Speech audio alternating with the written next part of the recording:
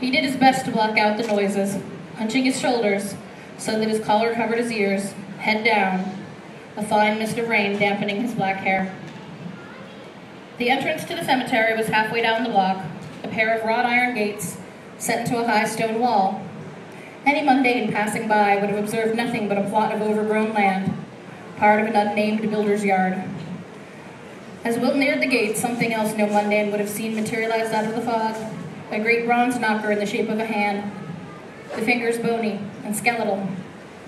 With a grimace, Will reached out one of his own hands and lifted the knocker, letting it fall once, twice, 3 times, the hollow clank resounding through the night.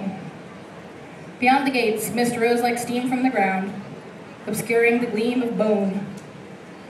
Slowly the mist began to coalesce, taking on an eerie blue glow. Will put his hands to the bars of the gate. The cold of the metal seeped through his gloves into his bones, and he shivered. It was a more than ordinary cold. When ghosts rose, they drew energy from their surroundings, depriving the air around them of heat. The hairs on the back of Will's neck prickled and stood up as the blue mist formed into the shape of an old woman in a ragged dress and a white apron. "Hello, Molly," said Will. "You're looking particularly fine this evening, if I do say so." The ghost raised her head. Old Molly was a strong spirit. Even as moonlight speared through a gap in the clouds, she hardly looked transparent. Her body was solid, her hair twisted back in a thick yellow-gray coil over one shoulder, her rough red hands braced on her hips. Only her eyes were hollow, twin blue flames flickering in their depths. "William Harrendale," she said. "Back again so soon?"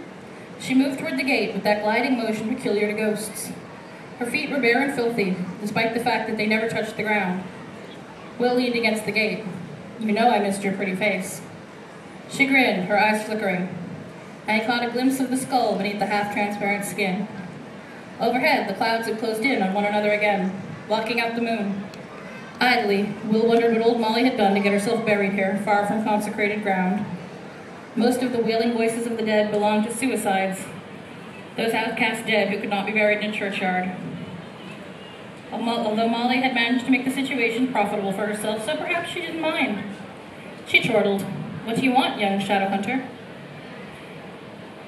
Malfast venom? I have the talons of a Morax demon, polished very fine."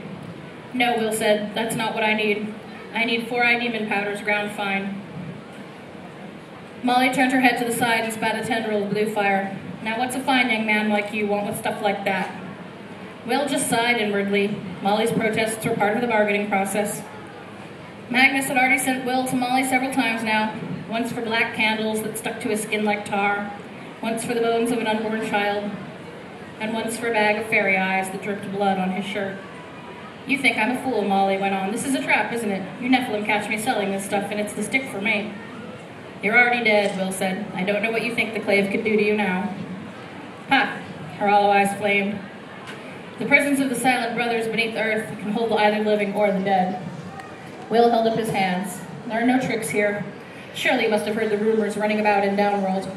The clave has other things on its mind than tracking down ghosts who traffic in demon powders and fairy blood." He leaned forward. "I'll give you a good price." He drew a bag from his pocket. It clinked like coins rattling together. "They all fit your description, Molly."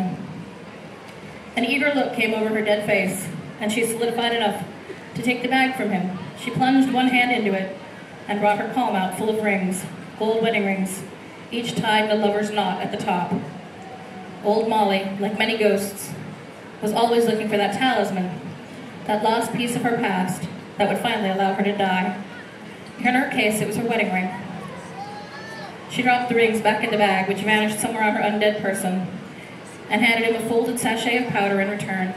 He slipped it into his jacket pocket just as she began to shimmer and fade.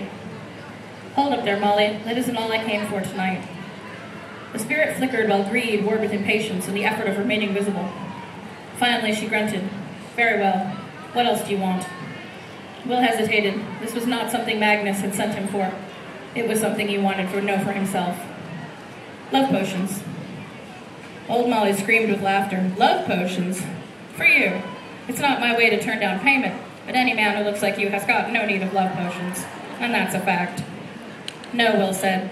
"I was looking for the opposite, something that might put an end to being in love. A hatred potion? I was hoping for something more like indifference or tolerance." She made a snorting noise. I hardly like to tell you this, Nephilim, but if you want a girl to hate you, there's easy ways of making that happen. You don't need my help with the poor thing.